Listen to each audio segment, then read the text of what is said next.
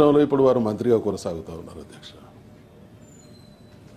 పోయినసారి బడ్జెట్ స్పీచ్లో మొదటిసారి కానీ రెండవసారి కానీ ప్రవేశపెట్టినటువంటి బడ్జెట్ స్పీచ్లో చాలా గంభీరమైనటువంటి మాటలు చెప్పింది అధ్యక్ష. మాకు గత ప్రభుత్వం చేసినటువంటి అప్పులు తెలుసు, తప్పులు తెలుసు, దాన్ని ఏ రకంగా సరిదిద్దాలను అనేటువంటి విషయం కూడా తెలుసు అనేటువంటి మాట మాట్లాడినాడు అధ్యక్ష.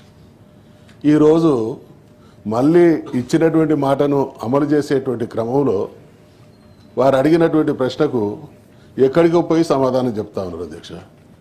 కాంగ్రెస్ ప్రభుత్వం ఈ దేశాన్ని కానీ ఈ రాష్ట్రాన్ని కానీ సుదీర్ఘకాలం పాలించినటువంటి పార్టీ కాంగ్రెస్ పార్టీ.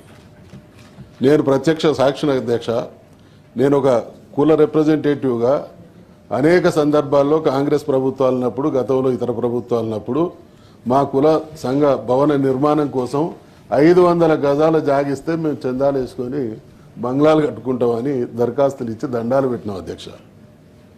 ఇవాళ మాకు 5 ఎకరాల స్థలం అంటే బజారు లెక్కల ప్రకారం అది 200 కోట్ల విలువైనటువంటి స్థలం ఇచ్చినటువంటి నాయకుడు గత ముఖ్యమంత్రి కేసీఆర్ గారు అధ్యక్ష.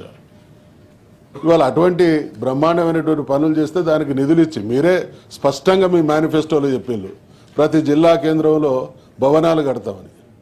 మీరు ఇచ్చినటువంటి హామీలు ఏదైనా కొత్త పార్టీ లేదా అనుభవం లేని నాయకుడు అటువంటి హామీలు ఇచ్చిందంటే కొంత ఎక్స్క్యూజ్ ఉంటుంది అధ్యక్ష. అన్ని విషయాలలో ఇలా రాష్ట్ర ప్రభుత్వం ఎట్లా నడుస్తుంది, దానికి ఉండేటువంటి వనరులు ఏంది, దానికి ఏ మార్గాల ద్వారా ఆదాయం సమకూరుతుంది, ఎట్లా ఖర్చు పెట్టాలనేటువంటి విషయంలో సుదీర్ఘమైనటువంటి అనుభవం ఉన్నటువంటి పార్టీ ఈ రకంగా మాట్లాడి మళ్ళీ ఎదురుదాడే అన్ని సమస్యలకు పరిష్కారం అనుకుంటే ఖచ్చితంగా దానికి కూడా మేము సిద్ధమై ఉన్నాం. మీ చేతికి అధికార పగ్గాలు ఇవ్వబడ్డాయి ప్రజల చేత కాబట్టి ప్రతిపక్షంగా మా బాధ్యతగా మేము ప్రశ్నిస్తాం. మీరు రెచ్చగొట్టేటువంటి ప్రయత్నం చేస్తే దానికి కూడా సిద్ధం.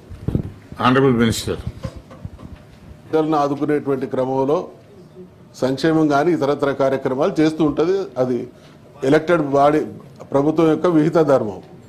ఫామ్ హౌస్లో ఇచ్చిల్లా ఈ వ్యక్తిగతమైనటువంటి దూషణ ఏంది అధ్యక్ష? దయచేసి దీన్ని ఆ వ్యాఖ్యలు ఉపసంహరించుకో. మీరు చెక్ చేసి ఇక్కడ మీ మనసు ఎంత కలుషితమై ఉన్నదో మీరు చెప్పిన మాటను బట్టి అర్థం చేసుకోలేనంత విషయం అర్థం చేసుకోవాలి. మంత్రి గారు ప్లీజ్ ప్లీజ్ ప్లీజ్ ప్లీజ్ ఒకవేళ పేరు కనుక ఉంటే నేను తొలగిస్తాను. పేరు ఉంటే తొలగిస్తాను. Next question number. తెలంగాణ ప్రజల తరతరాలుగా వస్తున్నటువంటి గొప్ప సంప్రదాయం అధ్యక్ష. నాకున్న అవగాహన మేరకు వెంకటేశ్వర స్వామిని దర్శించుకునేటువంటి భక్తులలో సంఖ్యాపరంగా చూసినా కూడా తెలంగాణ ప్రాంతం నుంచి గణనీయమైనటువంటి సంఖ్య దర్శించుకుంటున్నటువంటిది కొనసాగుతూ ఉన్నది అధ్యక్ష.